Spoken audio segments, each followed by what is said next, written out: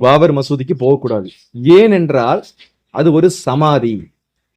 அந்த சமாதியில் மிதித்து விட்டு ஐயப்பன் கோவிலுக்கு போனா ஒரு தீட்டு அப்படிங்கிறத முன் வச்சு கொண்டு வராங்க. பாபர் சமாதிக்கு போகக்கூடாது. அந்த சமாதியில முற்றிலுமே என்ன இருக்கு? ஒரு பிணம் இருக்கு, அதாவது இறந்த ஒரு நபர் இருக்காங்க.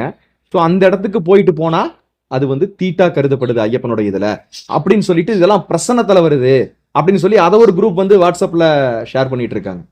இது வந்து பிரசனத்துல வருது. ஆனா அங்க ஒரு பிரசனமும் அப்படி காமிக்கல. ஏன்? ஐயப்பனுடைய கீழேயே என்ன இருக்கு? 18ஆம் படிக்கு கீழே வாவர் சன்னதி இருக்கு. ஒண்ணு. மற்றொன்று, வாவர் சன்னதி சமாதி என்றால் பெருவழியில நடந்து போறோம் இல்லையா? பெருவழியில நடந்து போகும்போது நம்ம அழுதியில கல் எடுத்துட்டு அந்த கல்லை கொண்டு போய் எங்க போடுறோம்? கல்லிடுங்குன்றுல போடுறோம். அந்த கல்லிடுங்குன்று யாருது? மகிழ்ச்சியினுடைய சமாதி. அந்த மகிழ்ச்சி எந்திரிச்சு வரக்கூடாதுங்கிறதுக்காக இன்னைக்கும் பாரம்பரியமா நம்ம என்ன பண்ணிட்டு இருக்கோம்? அழுதையிலிருந்து கல் எடுத்துட்டு கொண்டு போய் கல்லிடுங்குன்றுல போடுறோம். அப்போ அதுவும் சமாதி தான். இது சமாதி என்றால் அதுவும் சமாதி தான். அடுத்தது, பம்பையில நீர் இருக்கக்கூடிய அந்த இடங்கள்ல இன்றைக்கும் பல குருமார்கள் அங்க இருந்துட்டு தர்ப்பணம் கொடுக்கறாங்க.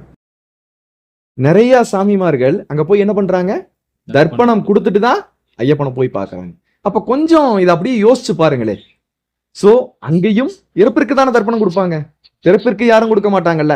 சோ வாவர் சமாதி மட்டுமே சமாதி என்றால் கல்லிடுங்குன்று, பம்பையில என்ன பண்றோம்?